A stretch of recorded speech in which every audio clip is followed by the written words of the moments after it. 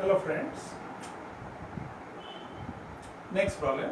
Find the Fourier integral representation of the function f of x. Function दिया है आपको 1, mod of x less than 1, mod of x greater than 1. Hence evaluate these two values. So this evaluation of these two values we will complete later on. पहले जो function दिया है mod of x less than 1, it means here the interval is -1 to 1. Now we'll compare with the standard interval for even and odd function. So this comes under even odd function. Now 1 is a constant function and this constant is always even function. So here function f of x is an even function. क्योंकि interval -1 to 1 है तो हम check कर सकते हैं ये even है या ऑड है. 1 कांस्टेंट है तो constant function is always even, तो इसीलिए मैंने यहाँ पे मेंशन कर दिया f of x is an even function. ये अगर इवन फंक्शन है so we can use Fourier cosine integral formula या Fourier cosine transform formula, one and the same. Limit 0 to infinity.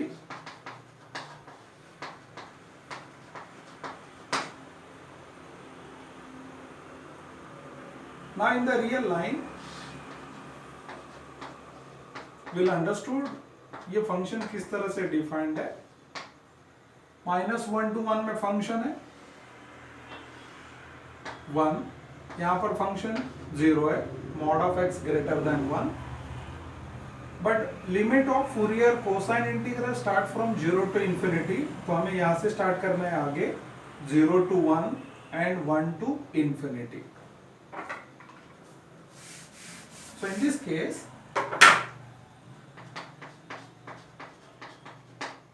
Limits 0 to 1, function value है 1 cos of omega x dx.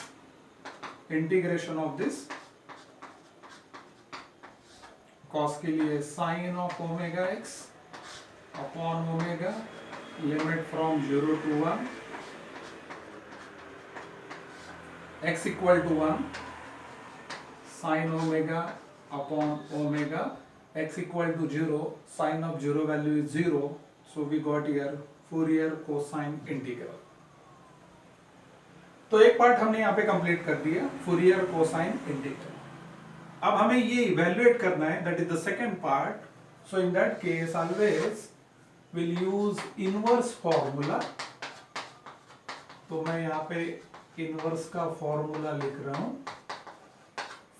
Inverse Fourier cosine integral formulas. अब ये square root and square root we can write, that is 2 upon pi sin of omega upon omega cos of omega x d omega f of x. तो हमें यही represent करना था पहले evaluate integration में. तो ये जो इंटीग्रेशन है ये मैं लेफ्ट हैंड साइड में रिप्रेजेंट करता हूं sin omega cos omega x upon omega d omega. So it get tally left hand side, so we can write RHS part pi by 2 f of x pi by 2 f of x value 1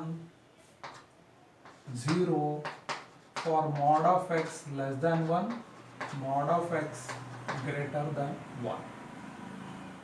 अब ये pi by 2 हम यहाँ पे multiply कर देंगे and this become 0. But one thing remain at mod of x equal to 1. It is not mentioned in the function.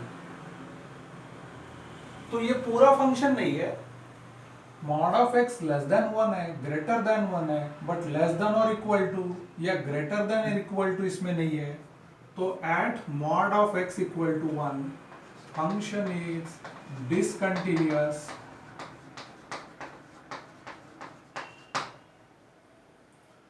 तो mod of x equal to 1 पर क्या आउटपुट है वो भी हमें यहाँ पे मेंशन करना है, so then it get completed. तो हमारा आगे का एक्सप्रेशन इसके लिए इस तरह से रहेगा,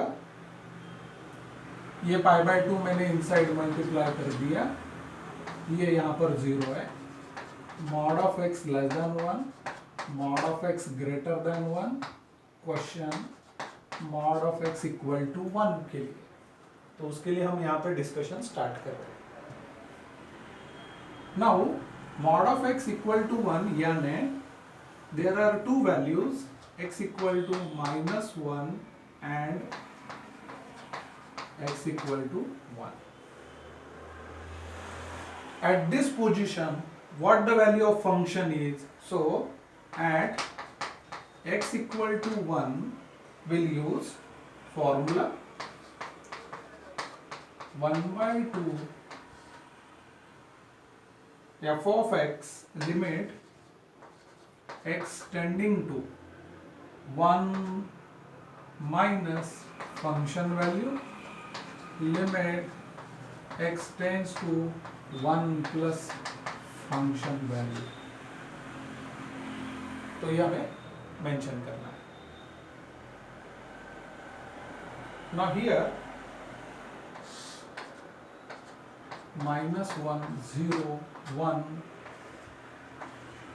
यहाँ पर हमारा फंक्शन मेंशन है, इट इज 1, ठीक है। अब एट x इक्वल टू 1 इधर ये पॉइंट के लिए हमारा डिस्कशन है 1 माइनस यानी 1 के निगेटिव डायरेक्शन में in the neighbourhood, negative direction में नेबरहुड में फंक्शन का वैल्यू क्या है, so the function value is 1 positive direction में उसके नेबरहुड में फंक्शन का वैल्यू क्या है 0, so that this output it is 1 by 2। Similarly at x equal to -1 what we have function f of x 1 by 2 limit x tending to -1 minus limit x tends to -1 plus f of x। अब 1 by 2 -1 पर position क्या है, -1 इसके negative direction में in the neighbourhood function value 0, -1 positive direction में, ये direction में neighbourhood में वैल्यू है फंक्शन का 1 एंड दिस बिकम 1 by 2।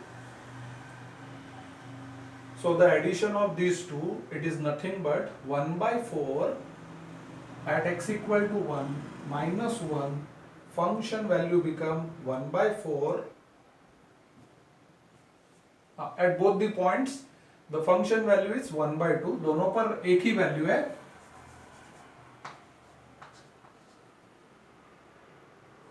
ये मैंने क्या लिखा है, ओके ठीक है, दिस इज 5/2। पहले मैं यही मेंशन करता हूं यहाँ पर 1, दोनों पॉइंट पर फंक्शन का वैल्यू है 1/2, ये 1/2 मैंने यहाँ पे लिखा है and this become 0, this function completed. अब इसके आगे ये π/2 मैं यहाँ पे मल्टीप्लाई कर रहा हूँ, so this become π/2 π/4 0 mod of x less than 1 mod of x equal to 1 mod of x greater than 1। So this integral value get completed at each point of the given function। इस function में mod of x equal to 1 mention नहीं था तो इसीलिए हमने ये इतना procedure किया है। 1 पर फंक्शन का वैल्यू 1/2, -1 पर भी 1/2 है, तो इसीलिए फंक्शन का value mod of x equal to 1 पर है 1/2 और ये π/2 मल्टीप्लाई करने के बाद π/4 हो गया. So this completes a value. अब हमें b वैल्यू डिस्कस करना है. So will take the help of a.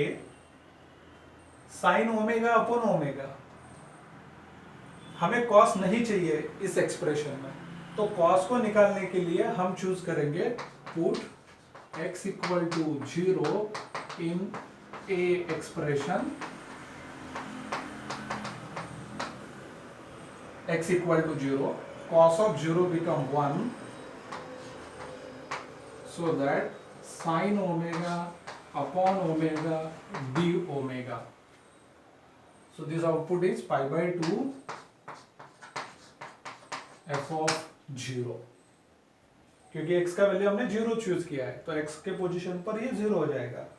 And f of 0 value function 0 पर -1 to 1 के इंटरवल में 0 आता है, तो 0 के लिए वैल्यू है 1. So the answer is π/2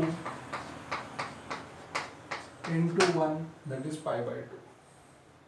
So this integral also get completed. So here we have one option, either x equal to 0 or omega equal to 0, but omega से ये भी आपका रिप्लेस हो जाएगा, ये आपको आंसर में नहीं मिलेगा. So that value of x will choose and then it get completed. So this is discussion of Fourier integral representation. Thank you.